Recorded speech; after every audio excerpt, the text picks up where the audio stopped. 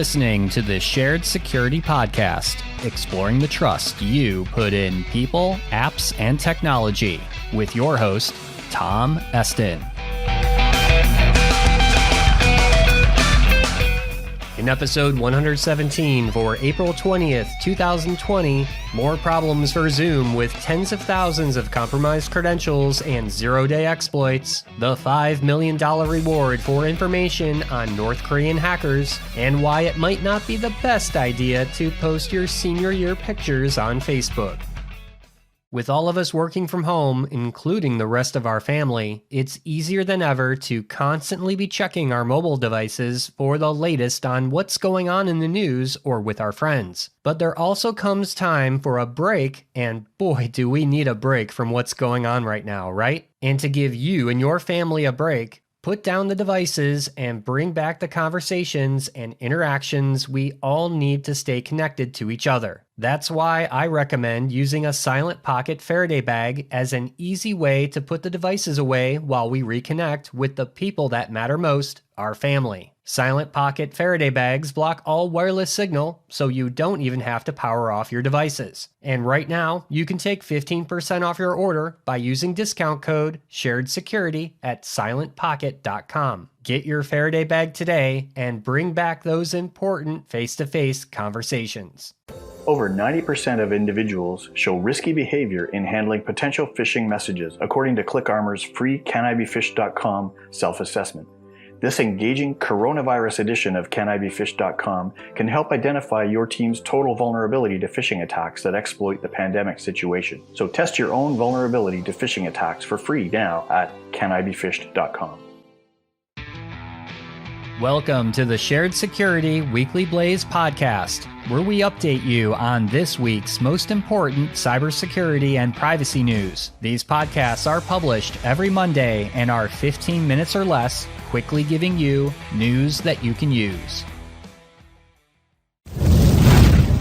There was more bad news this past week for Zoom as reports from cybersecurity intelligence firm Cyble confirmed that over 500,000 Zoom accounts are being sold on the dark web and various hacker forums. Many of these accounts are being sold for less than a penny each and sometimes even given away for free. Not surprisingly, these hacked accounts are gathered through credential stuffing attacks where stolen credentials from previous data breaches are used to target a particular service, and this one just happens to be Zoom. From reports, it appears these hacked Zoom accounts are being used in the latest Zoom bombing craze, while others may be used in order to obtain access to paid Zoom accounts, which allows many more features than the free version of Zoom. Zoom responded to reports stating that they are working to analyze these password dumps for Zoom credentials and to notify affected users to change their passwords. In other Zoom-related news, according to a report from Motherboard, 2 zero-day exploits for the Zoom Windows and macOS clients are currently being sold for $500,000 by exploit brokers. Zero-day vulnerabilities are highly lucrative in the exploit market because the vulnerabilities are unknown to the vendor and that there is no patch. Historically, nation-states are common customers when it comes to purchasing zero-day exploits because of the power that they hold to compromise adversaries. Zoom in particular is a massive target right now because of the increase in the software's popularity due to the COVID-19 pandemic. So should you be worried if you use Zoom? No, not really, unless you believe you may be targeted by a large nation state. For the rest of us, though, it's perfectly fine to use Zoom for normal business and conversations with our friends and family. The United States is offering a $5 million reward for any information on North Korean hackers and their ongoing efforts to disrupt the international financial system. The reward was issued last week in a joint report released by the Departments of State, Treasury, Homeland Security, and the FBI. These organizations are warning that North Korea has increasingly relied on cybercrime to generate revenue for its weapons of mass destruction and ballistic missile programs. In particular, the United States is concerned about North Korea's malicious cyber activities, which the U.S. government refers to as Hidden Cobra. That's all in caps. This is described as the capability to conduct disruptive or destructive cyber activities affecting critical infrastructure in the US. Observed tactics from North Korea include everything from attacks and thefts from banks and cryptocurrency exchanges, extortion campaigns, as well as cryptojacking operations where North Korean hackers have compromised servers across the world to mine cryptocurrency. This report also reminds the world that North Korea has been behind many high-profile cyber incidents in the past, including the infamous hack of Sony Pictures back in 2014, which was in retaliation for the movie The Interview, and the WannaCry ransomware, which infected hundreds of thousands of computers in over 150 countries. And these are just two examples out of a large list of other incidents. So what are these agencies asking from this report? First, if you're a business or organization in the financial sector, you need to be aware of this latest threat,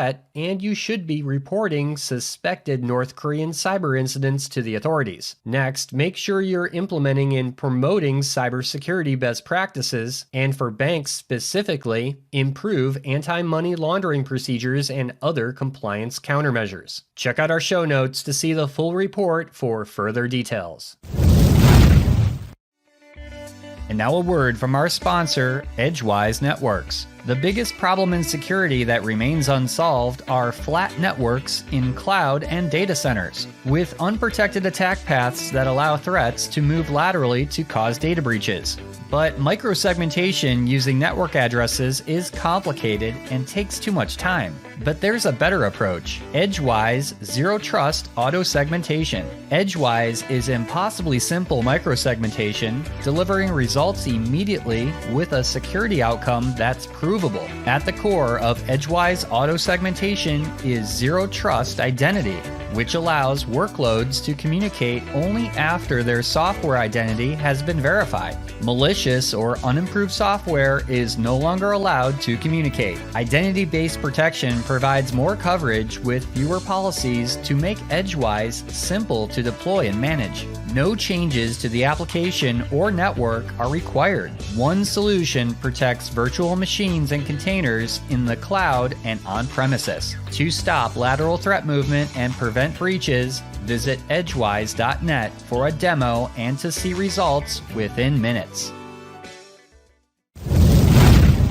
If you're like me, you've seen a large increase in Facebook friends posting their senior pictures in support of the class of 2020 who, unfortunately, may not have a traditional in-person graduation ceremony this year due to the COVID-19 pandemic. And while this may seem fun and gives us something to entertain us while stuck in quarantine, many of these Facebook posts come with other personal details that could be used against you. For example, I've seen people noting things like their date of birth, city of birth, and other personal details which could be used by someone else maliciously. Given that most people fail to change default or set stronger privacy settings in Facebook, a lot of this information may be publicly available for anyone to view. And if you become a target for a scam or fraud, your personal information is now much easier to find. Posts with senior pictures are also just the tip of the iceberg though. I've also seen a huge increase in personal lists that are trending on Facebook as well. These lists include asking to post details of the make and model of cars you've owned, favorite athletes, and your top 10 favorite TV shows, to name a few. So what's the problem? Well, these answers are commonly used in password reset or security questions that you're asked to fill out for many sites and services that you use on the internet. In fact, as part of a talk that frequent guest Kevin Johnson and I did at the DEF CON hacking conference in 2009, we conducted an experiment by posting a quiz on Facebook which asked for 25 random things about you. These random things questions may seem innocent, but were actually password reset questions that we pulled off of Yahoo Mail that are asked for when resetting the password for your email account. This is why I suggest putting in fake or made-up information to the answers for security questions. The first thing attackers do is look for any publicly available information about you, so if you happen to publicly post a lot on Facebook, this information is easy to view and harvest with automated tools that many scammers and attackers use to gather this information. This is why you need to be careful what personal details you post, and if you do, 2, change your privacy settings to friends only. I realize that this may be a bit too paranoid for some, and that's okay. Everyone is going to have a different level of risk associated with what they post on Facebook. And if you're looking for an easy way to see what the recommended Facebook privacy settings should be, check out our guide, which you can download for free at sharedsecurity.net/Facebook.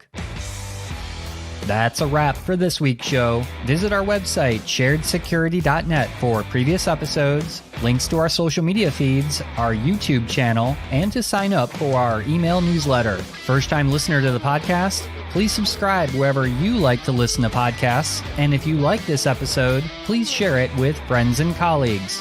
Thanks for listening, and see you next week for another episode of the Shared Security Weekly Blaze.